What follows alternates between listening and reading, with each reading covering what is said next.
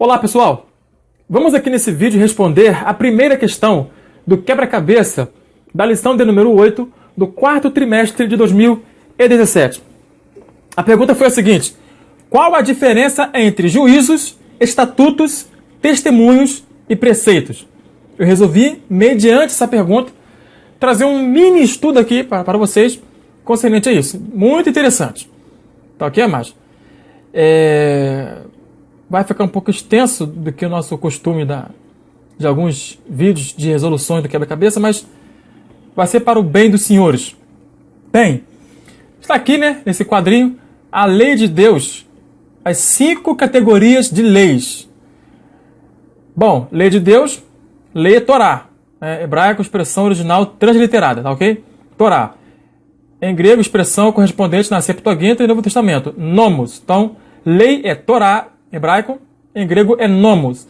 Temos um mandamento, mitzvah em hebraico, e em grego é entole.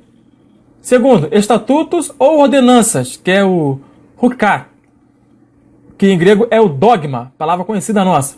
Terceiro ponto é o preceitos, que é o mismeret ou dikaioma. Essa palavrinha aqui me ajudou muito no vídeo lá do arrebatamento em Apocalipse capítulo 19. O arrebatamento pré-tribulacionista em Apocalipse 19. Tá no canal aí, vocês podem procurar aí. Quarto ponto, juízos, que é o mishpat, né? E em grego é krima. E o testemunhos, que em hebraico é edá e em grego é marturia, da onde vem a palavra martírio. Tá ok? Então você que é testemunha de Jesus, vai vendo bem, tá? Prosseguindo. Então vamos lá, Márcio. A lei, Torá. Lei, orientação, instrução. Instrução, orientação humana ou divina. Conjunto de ensino profético. Instrução na era messiânica. Conjunto de orientações ou instruções sacerdotais. Conjunto de orientações legais. Lei.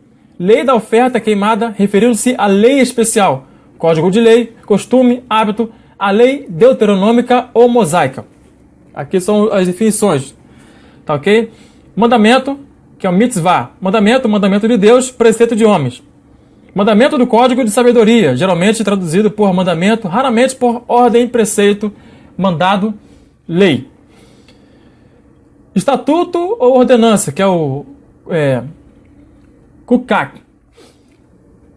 Estatuto, ordenança, limite, lei, algo prescrito. Costumes, prescrições, também funciona como preceito, vai depender do contexto. Determinação. Preceitos propriamente dito, que é o mismeret.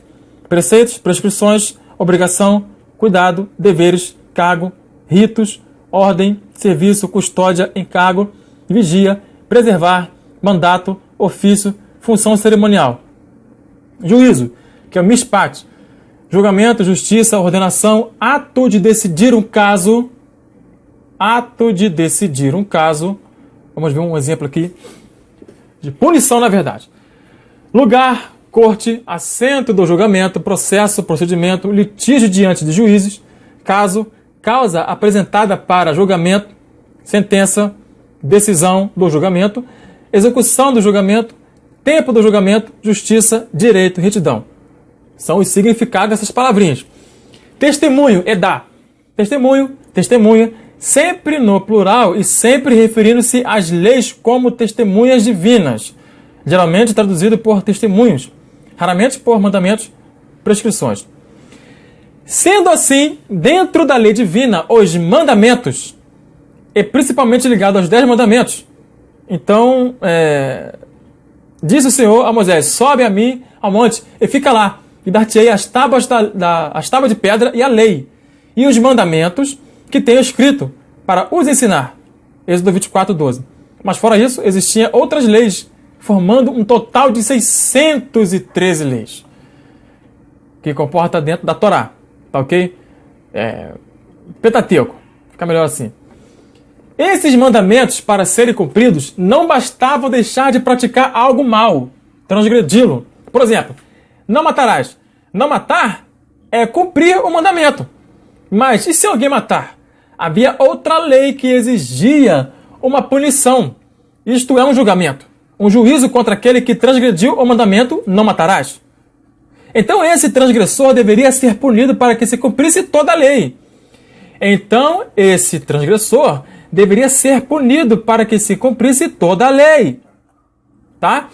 Essa punição fazia parte de um código de julgamento chamado na lei de juízos.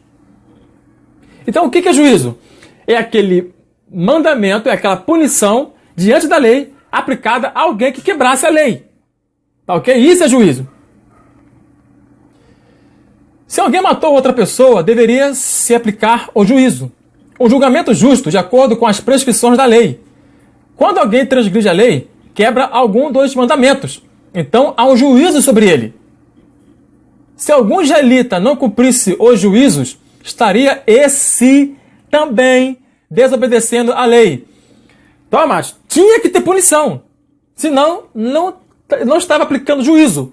E como o juízo faz parte da lei, logo não está cumprindo a lei. Pois, se ele estivesse ciente que houve um homicídio, mas não aplicasse ou providenciasse o julgamento justo, então se tornaria um transgressor da lei igualmente. Olha que coisa. O que são testemunhos? São aquelas leis que eram dadas para que o povo se lembrasse dos testemunhos, dos feitos de Deus para com eles. Por exemplo, o sábado. Era uma espécie de mandamento, na forma de um testemunho. E vice-versa para o povo de Israel. Então, os israelitas tinham o Shabat, que é o sábado, como um testemunho de que um dia eles foram escravos no Egito e agora são livres. Deuteronômio capítulo 5, verso 14 e 15. Tá? No dia de descanso. Ponto. Havia também as festas fixas do Senhor, as santas convocações. Essas festas fixas eram testemunhos de Deus para o povo. Cada uma delas testemunhava algo importante. Por exemplo, a Páscoa. A Páscoa é um testemunho. É uma lei que servia para testemunhar algo. Quando o filho perguntasse a seus pais: o que significa essas festas? Lembra desse versículo? O que significa essa festa?